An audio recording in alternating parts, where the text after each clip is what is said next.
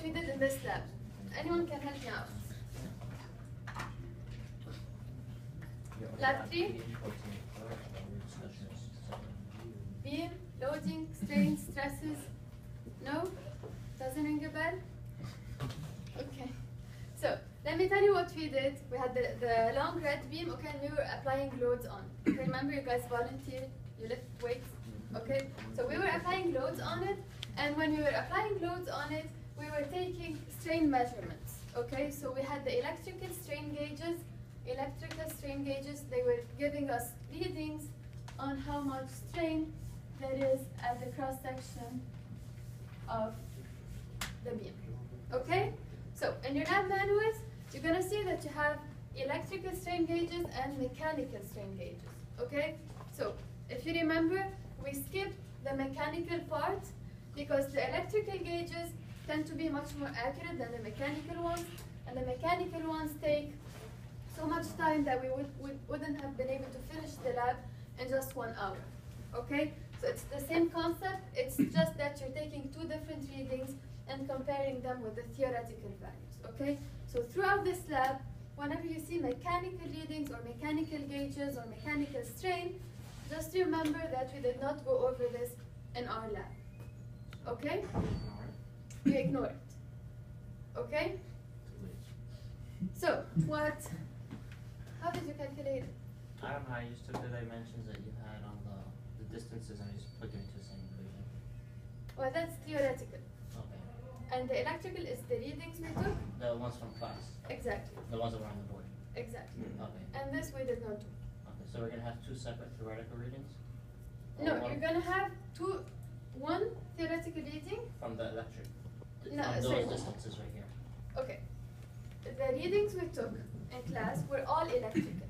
Okay. Okay, so everything that was on the board was electrical strain measurements. Okay, remember gauges 1 to 10, took 10 different readings. So everything that was on the board was electrical, and then the theoretical column, you should calculate it with the formula. I'll go over it. So for the y, we're going to do 8.08 minus 4, for example, and then plug that into this. I will go over that in a second. For the electrical readings, you just input the electrical reading as it is, okay? Because it takes into consideration all the parameters. So the readings we were given like minus 216, minus 150, these values are strain readings, okay? And this is directly a strain value, all right? So in case you want to use it as strain, you use it as it is. In case you want to use it as stress, you multiply it by the modulus of elasticity, okay? So let's start with this one, the theoretical values, okay? For this table, this is in your lab manual, so table 5-3. You're required to fill this table, okay? They require the sigma at the bottom, which is the stress at the bottom of the beam, which is at this point here. And they require the sigma at the top, okay? And then you have your table 5-1, which gives you the electrical gauge locations along the cross-section of the beam. And it says distance from bottom, which means that gauge 10 is located at 0.4 inches from the bottom of the beam, okay? And then so on and so forth until you reach gauge 1, which is located at 8.08 inches from the bottom of the beam, okay? So this is how we were reading the values 1, 2, 3, 4, 5, 6, 7, 8, 9, 10. Okay? Is it clear? So for the theoretical value, you'll be required to fill 2004, 6, 4, 2, and 0. Okay? Do you guys remember what the formula for theoretical stress is? Negative m times Y over Exactly. Thank you. So you're required to calculate the stress. The stress formula theoretically, which is what the theory, what the equation is saying, is this one. Okay? So in order for you to fill this column, you would be required to use this formula and then substitute to find all the values. I'll get back to this in a second. In order for you to fill the electrical readings, what do you do? Take the ones from class. Take the ones from class, but since the ones from class were strain readings, you can just multiply them by the modulus of elasticity to get your stresses. Okay? This is because this table is asking for stress. Okay? So just know that this column, electrical column, is the readings from class. If they're asking for strain, you input it as it is. If they're asking for stress, you multiply it by your modulus of elasticity. Okay? And then this you don't have to worry about. And then you're required to fill the same table for the top part. So 2 more columns. Stress at the bottom, which means at this gauge. Stress at the top, which means at this gauge. Okay? So for this table, they're not actually requiring all the values. They're just requiring the last one and the first one. Okay? Bottom and top. Okay? So let's try to work with this equation so that I make sure that you guys understand it. Okay? Let's do it this way. Let's pick one gauge and pick one load and try to calculate how much the strain is at that point at this load. Okay, so pick a gauge. Anyone? One. A load? 2,000. Okay, I'm just gonna show you a sample and then you guys can do the others. Okay. Alright. So what's y? Do you guys remember what y is? Yes. What is it? The difference from the center to the... Exactly. It's the distance between the center, the centroid, the neutral axis, to the gauge where you're calculating your stress or strain. Okay? We're saying that since this is a symmetrical shape and homogeneous shape, the neutral axis will be in the middle, right? So your neutral axis, this is a total of 8 inches, the depth of the beam, and then your neutral axis would be located at 4 inches. Do you guys agree? Okay? Alright. So sigma for this first gauge at 2,000 pounds. What's it equal to?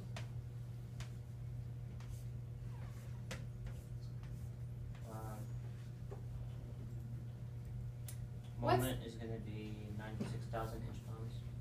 Okay, how did you get that? A times the pounds. Exactly. And then So your multiply by moment will be equal to the force multiplied by the distance at which the force is applied. Okay? This, if you remember, was 48 inches, 4 feet. It's a given. Alright? So your moment will be equal to the force multiplied by this 48 inches.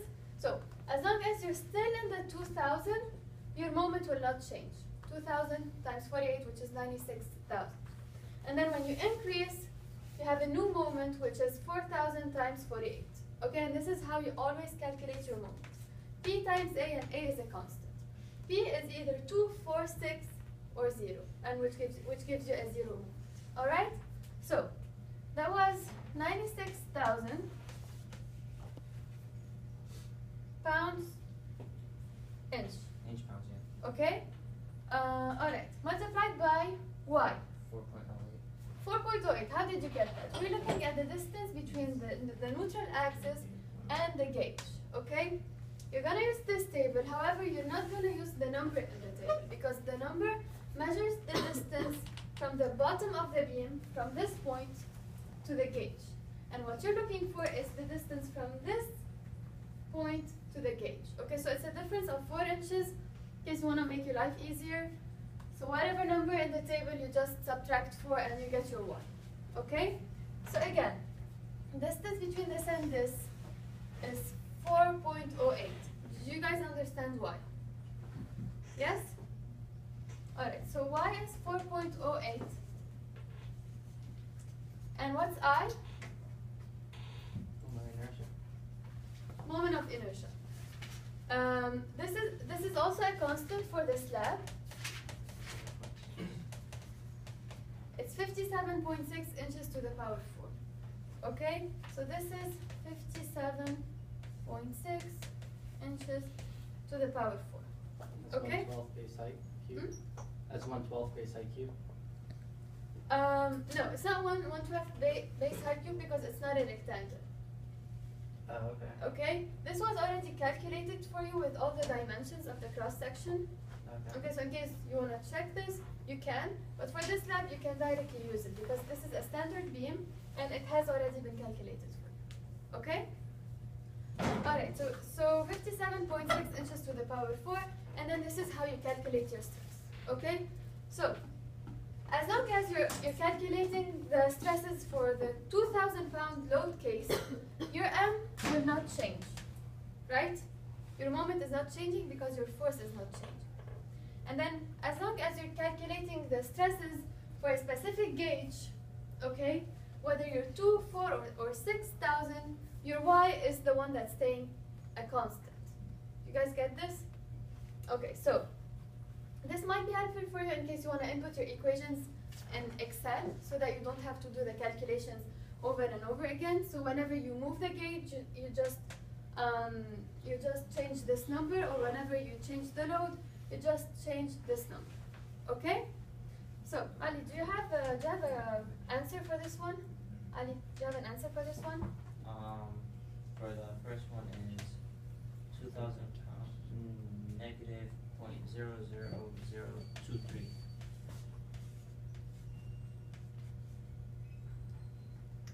Is this a strain value or a stress Oh, value? I'm sorry, that was strain. That was strain. Okay. Do you have the stress value for it?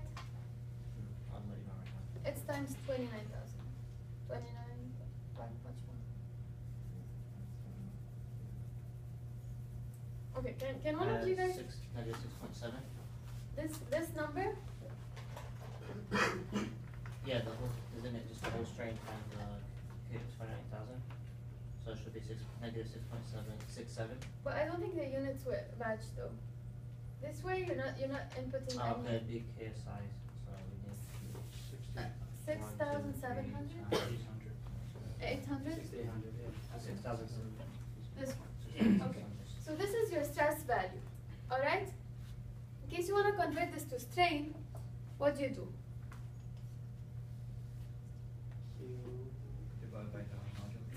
Divided by the modulus of elasticity, okay? Just keep in mind that when you divide it by your modulus of elasticity, you gotta adjust your units. Because this is in pounds, okay? And then your modulus of elasticity is 29,000 KSI. In case you want to convert that to PSI, it would be 29 million PSI. Okay? So, divide this by 29 million, you get the answer Ali just told you. It was minus 0.00023. Okay? Can you guys check what this value was in the electrical reading? 0.000216. So it'd be 22. 216. Okay, so instead of 230 times 10 to the negative 6, it was 216 times 10 to the negative 6. And it definitely was a negative, right? Because you're looking at the top part, which is in compression. Okay? So, do you guys understand this? How we calculated, now we just calculated this value. Okay? And then this value, you input it from the table, okay? We took that in class, and you do the same for these. I'm sorry, we calculated this value right here at the top, the first gauge. Okay? And then you do the same for these, and these two. Okay? So you can find a very quick way to do this in Excel. As I said, you input your formula, and then you just play with either the force or your Y. Okay? Do you guys understand how to do this? Do we have to use that table, or could we just use a similar table? What? Do we have to input the data into that table that's given? But this is the one in your lab man. So we should Okay. use that one. Yes, but because they're requiring the minimum amount of things, okay? Maybe you have a table where you're calculating everything, so it's much better. But you can just, this is enough, okay? So this is the table you're required to fill for this lab. As long as you have it, you have earned yourself your 10 points for the tabulated results. Okay, table 5-3, and this is how you fill it. Forget about the mechanical part for this and this part. Okay? Any questions about this? If you guys already did a bigger table, it's fine. You